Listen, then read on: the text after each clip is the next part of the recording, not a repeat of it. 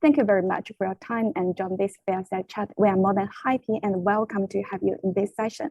Today, we will be talking about Epik's positioning and its strategic layout in the Metaverse. We are honored to have Mr. Takayuki, the CEO from Parade All Japan, to be the moderator, and Gary, the Chief Operation Officer from Epik. Next, you will introduce yourselves first and then exchange questions. Now I will give my time to our moderator, Taka, first, and hope all of you will join today's talking. Thank you. Taka, please. Thank you. Okay, great. Thank you very much. Okay, so we're going to do a fireside chat with Gary Ma from Epik. So just let me introduce myself first. So my name is Takayuki Suzuki, the President CEO of Parade All, based in Tokyo, doing the independent consultancy, focusing on the entertainment plus technology.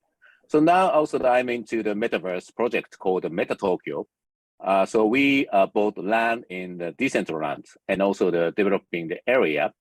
So for example, like a pop-up museum and NFT sale, and also the NFT passports to the Meta Tokyo residential. So yeah, it is very exciting to have Gary to ask some points to follow up also that we can oversee the future of the Metaverse and the blockchain. So thank you very much for joining, Gary. Yeah, it's my pleasure.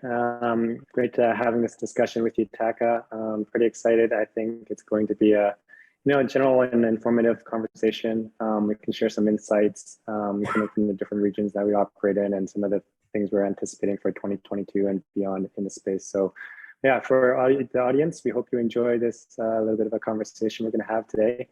My name is Gary Ma. I'm a co-founder and CEO of Epik. A bit about me, I've been around and exposed to blockchain starting around 2013. Prior to Epik, I've worked with some of the biggest brands and celebrity artists producing large-scale ultra music, festival-style concerts around the world. And now at Epik, we work with the biggest brands in IP to create premium digital merchandise and collectibles. So for those that are not as familiar with Epik, we are the leading B2B NFT company that works with AAA gaming platforms and giant entertainment IP brands to create in-game NFT goods and marketplaces. So premium digital merchandise NFT platform with years of experience in digital licensing agencies, putting brands in games. And our client roster includes some of the biggest names in the industry like Tencent or Garena, Warner Music, Universal, and many more. Thank you very much, Gary. So yeah, it is really exciting to see the really kind of Asian company doing the big role in NFT and the Metaverse. So can you tell us a little bit more about the Epik's role in the Metaverse? Epik is, we've been building since, the company's been around for a few years and really established itself as a premium digital licensing agency. So we have really strong relationships with IPs and brands, actually helping or focusing on integrating and putting IP content into games. We now work with over 300 plus gaming platforms, metaverses, NFT platforms, marketplaces. So everything from mainstream games, AAA game publishers, all the way to crypto native platforms and economies. So what we're finding obviously is the gaming industry and more so the digital platform ecosystem by large are basically the emergent metaverses, really, plural, right? And our role as Epik is in a couple different ways, right? We obviously have introduced new content into these metaverses and platforms. We also create new original content through NFTs and digital goods as a result of these content integrations.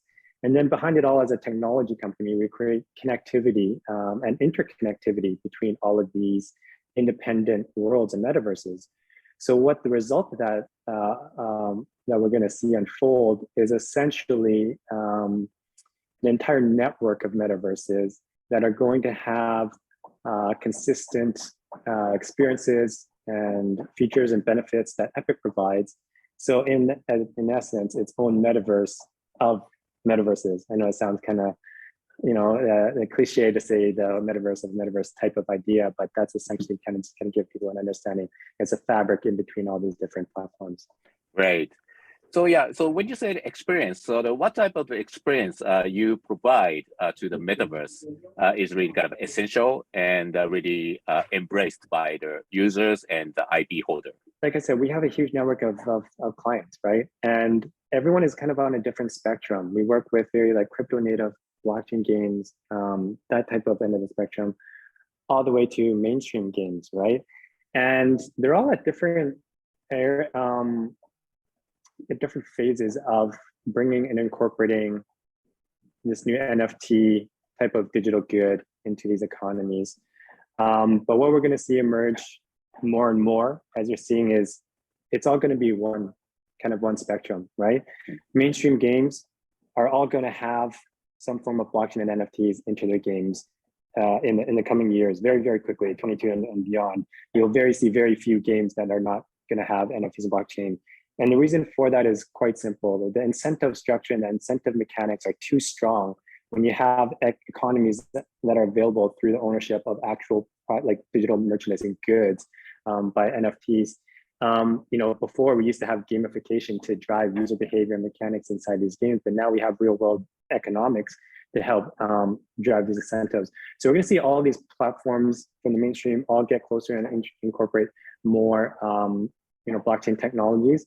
And that's really where Epik steps in. We help to foster that and develop that with more mainstream clients to get them more blockchain enabled. And then on the more kind of blockchain native already that have technologies for NFT and so forth, we help introduce more content for them and help them to expose more NFTs with like IPs and brands and so forth. Wow, it sounds really kind of huge in terms of the gravity of the NFT in the blockchain games and with IP. So how do you see the countries or what region is also have a huge gravity in terms of the blockchain games? Yeah, I mean, Asia is really strong. We're here talking here in Shanghai, and you're up in Tokyo, right? You're based in Tokyo right now? Yeah. Yes. Our office is in Singapore, and obviously innovation knows no boundaries, right? Blockchain crypto is global. So I mean, on that kind of like high end way of looking at it, I don't think there's much friction to where you're situated. But there are some benefits kind of coming out of Asia, right? As we all know, like Asia moves fast, right? And they're quick adopters. Right. They know gaming. And in Japan, the market there is so robust, and it's got such legacy industries there. So I think there's a lot of benefit, and we're going to see a lot of the innovation coming through from the Asian markets for sure. And then now, like I said, through the power of blockchain and GameFi and leveraging, play to earn and different types of economics, and opening up opportunities in different levels where it's not so, just left for the people that have access. It's opening up more access essentially. So I think all those benefits are accruing definitely in the Asia region and Southeast Asia region. And I think we are definitely going to be leading a lot of the charge in this space in the coming years. What do you think? I mean, how are you seeing things coming out of your region and what you're seeing up in Japan on that question, Rebecca? Yeah, for especially kind of in Japan, so the regulatory is really a bit tight for approval in terms of the approval of the blockchain game. But so I think the gravity of the blockchain game in the rest of the Asia is really kind of huge. So I think we would like to see kind of a more ease in terms of regulatory, and we have more kind of blockchain games on the NFT things. So you believe that as that continues to get a little bit more loosened up, you're going to see more innovation and companies flourishing from originating from Japan, is what you mean? Yes, exactly. So so some of the kind of innovative companies are really exploring kind of more outside of Japan opportunities, and they move to some of the companies move to the Singapore, and some of the companies move to other Asian countries. So I think that this is really kind of a good for our future, but it is sad to see some great, talented, young, innovative people left Japan. Right. Yeah, that sounds wonderful. Yeah. So okay, so you touched about you already worked with the many entertainment IP or the brands. plus game. So when you work with the big IP or the entertainment player for NFT projects or the metaverse, so what is important mindsets you have? Yeah, I mean, that's a great question, right? I mean, first and foremost, we're customer first, right? We take care of our clients, and we aim to build products that people love. We've grown to be the leading digital licensing agency in the world by kind of thinking about it on that type of singular focus. And what we're finding too is, I'm sure maybe a lot of this audience and yourself for sure who's on top of the space. I mean, 2021 was a breakthrough year, and we saw a lot of kind of the brand conversations really shift, right? It was really chaotic in 2021, booming NFT prices, everyone that's just kind of FOMOing. And a lot of the brands and clients we work with were really excited, but also not necessarily clear how they could enter these markets and develop a strategy. So that's where we kind of put on a really white glove approach and work with our clients to build custom strategies for them to build out their own digital strategies. And at the end of the day, every client, every business is unique, right? How they engage with their customers, what kind of products they sell, how they reach them, how they communicate with them, how the interactivity of these NFTs in how there's going to be utility and what the accrued value is to the end consumer who owns it, whether it be online, digital, or offline as well. So yeah, I mean, I think that's one of the key things to really deliver value in today's space. We just really have to focus on delivering good products, thinking about the user experience and adding value. Yeah. How about yourself? I mean, is there any products you've seen out there or anything that's really been striking to you that that's really caught your eye? Yeah. So in Japan, maybe last year was more about educational period, and so we shared tons of the presentation to the creators and the music artists and also the brands. So, but of course, as you know, the Facebook changed its names to Meta, and that is kind of a huge impact for the kind of a really understanding for kind of in terms of mass adoption. So I think that this year, so the more people and the more players really care about and talk about the metaverse. So I had a discussion with some brands yesterday to talk about also that we can do some the projects in a Decentraland. So the basically Decentraland is as you know, the kind of English language, the platform, and which normally doesn't work for Japanese brands and the customer, but Japanese brand companies are really kind of a more look into the really kind of a innovative way than the just doing the mass appeal point. So I think that this is really interesting move, and also that it is really kind of a following wind for us to make something happen. Yeah, I think it's pretty interesting too, right? Like they've had two kind of big shifts that happened in like successive years. Like I said, 2021 was the year of NFTs, and they barely, a lot of mainstream companies and organizations barely started getting their heads wrapped around that. And then next thing you know, Metaverse comes out, and it's this thing like, what is a Metaverse? What does that really mean? So I mean, and that just speaks to the pace and the speed that this thing is happening, right? But in a way, I also kind of find Metaverse is what people believe it to be is very visceral. Like it's very easy. Like they think they understand it because what people imagine is the whole immersive VR world, like Ready Player One type of oasis environment where people are going to spend, forget about their real life body and start living in these digital forms. And that is definitely one part of the equation. But I do believe there's going to be a successive steps in order to reach those types of end outcomes, like that kind of singularity of all this giant metaverse that is entirely open and interoperable to the masses. But it's really interesting to hear how, and I agree, like education is definitely a big part of the conversations. For sure. Yeah, definitely.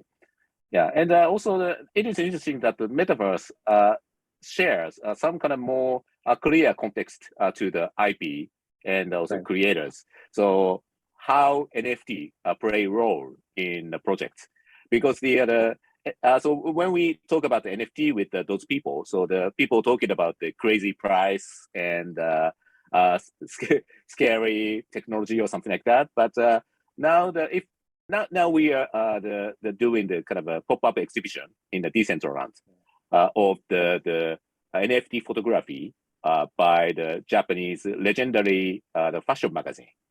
So, and the fashion magazine's the chief of editor was really kind of clear about the what's happening in NFT, but we presented the idea of the exhibition in the Decentraland. So made him that really kind of a more clear context to how to do it and what to do it. Right. So I think that this is really kind of a great combination with the metaverse and the blockchain and the NFT. So yeah, this is really what this conference is aiming. 100%, 100%. You know, like we kind of, that was our underlying thesis a couple of years earlier already, right? As we were really, you know, forging ahead on the NFT space pretty early on. One of the things we understood, the nagging question behind it was like, okay, at some point NFTs are going to be everywhere and everyone's going to own NFTs. And then what happens after that? What do you do with them? And then so the next logical step becomes things like digital environments and the metaverse. So, I mean, I think this evolution, our management was really great about kind of like thinking about it in that lens, and then just kind of building a pathway to get there, which is, you know, in 2022, you're going to hear Epik unveiling things like the Epikverse, which is the metaverse by Epik that I was mentioned earlier. But yeah, it's like a home for all this digital merchandise and these new consumables that people have. Yeah, 100%. Thank you. So yeah, next question. So when do you see the blockchain game and maybe perhaps NFT have mass adoption? So this is really kind of a prominent, but so how do you think how many years we're going to take, but or the 3 months after it's going to happen? I think 22 is going to be the year, and which is pretty amazing actually for the amount of time it took, you know, the blockchain, Bitcoin to reach where it is today in terms of, you know, mainstream and retail awareness and adoption, and NFTs, just kind of the pace at which it's grown to actually say that it's going to reach mass appeal in 2022 is pretty phenomenal. But we also have to, you know, I think there is a common sense reason for that, right? NFTs are very easy to understand. Like you said, I mean, Metaverse was very easy to understand. It's like, okay, I walk into a shopping mall, or I can walk into a shopping mall digitally. Like, I understand it. I got a display, I got an art gallery. It's very easy to understand. NFTs are digital stuff. It's digital like goods, right? And it doesn't matter who you talk to. You can be talking to, and we say this in a couple of presentations we've had before, but like you can be talking to a grandma who's 70 years old. They've bought stuff all their life. So you just tell them it's digital stuff, and they still kind of get it, you know? So like NFTs is really core to everything we already know, like the constructs we have from real life, etc. So taking that and then making it go to widespread mass appeal, mass adoption is an easier step. Trying to get people into blockchain and crypto by educating them about DeFi and protocols and all these other things, it's way too fringe. It's way too niche. It's like such a small subset of the, you know, population that's, you know, able to comprehend or familiar with that, so to speak. But NFTs is stuff and people get it. So 2022. Great, yeah. 2022. Okay. We can bet, right? Yeah. Okay. What about you? What's your thoughts on that, Taka? Yeah. So I couldn't agree more. And 22, it would be the kind of a really kind of tipping point for mass adoption because the maybe it is only for Japanese. So we really see the January 1st is a very special day to begin the new year, and so the first meeting in this year. So I had a meeting are really kind of they are talking about the metaverse or the NFT, really kind of sounds like a normal things. So it is already there. Right. So I think that this is really kind of signs of tipping points. And the blockchain, blockchain. It's like what movie did you watch on the weekend or on Netflix? Oh yeah, what NFTs did you buy this weekend? It's just yeah, that'd be great. Yeah, this is really kind of my impression of how things is really kind of evolving. Great. Yeah. So yeah, I would like to ask you about the more kind of your personal experience over the career. So what was your kind of entrance to be in the career, and so what was the kind of your tipping point getting to the crypto world? Yeah, well, crypto world, like I got into, around early 2013. So pretty, not no super OG, but not a bit earlier than some as well. And it was really fascinating to me. Just the concept of this kind of decentralized and a digital form factor of currency or value and stored value and things like that. But for anyone that's kind of back around in those days, there was so much friction in order to get into crypto and buy it and hold it and store it and do all these things. I spent my life in Canada, and I remember like back then you'd have to meet people in coffee stores and sit there with a stranger and zap people these Bitcoin on these like wallets on mobile that are totally not very robust and very volatile. So you're holding all these assets on these things that are like unproven, untested. Fast forward to now, and we got all this infrastructure that's come out, and everyone's moving towards bringing those barrier to entries down, which is critically important in order to get to this mainstream adoption.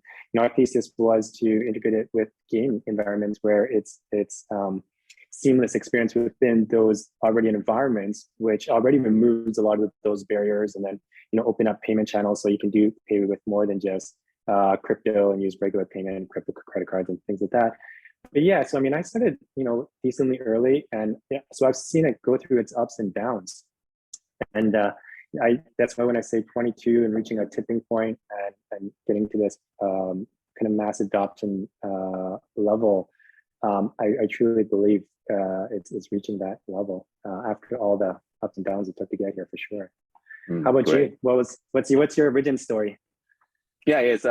I think that I kind of got into the metaverse earlier than the crypto, because so I really like to play the game called Quake, which is made by John Carmack, who is the CTO of the now Oculus, now changing into the Horizon, right? And so that was kind of a 3D CZ first-person shooter, and we can just fight in 3D CZ universe in gaming. And yeah, that was really kind of my first kind of immersive experience in the digital world. And so that was really kind of a narrow bandwidth internet era. It's like maybe 20 years ago, something like that. But and so, but yeah, you look good for your age, Taka. We wouldn't have known. Sorry. No, I really kind of into to play in the midnight to fight with the kind of US people and other rest of the world. But this is really kind of in the first experience to immersive, and it's kind of a communication, and so that makes me really kind of into the metaverse. So I from my experience of my independent consultancy works, and I advised the Japanese venture capital and to invest the metaverse startup in 2017. So, and now the startup called Cluster is really kind of growing up really quickly, following following winds of the meta.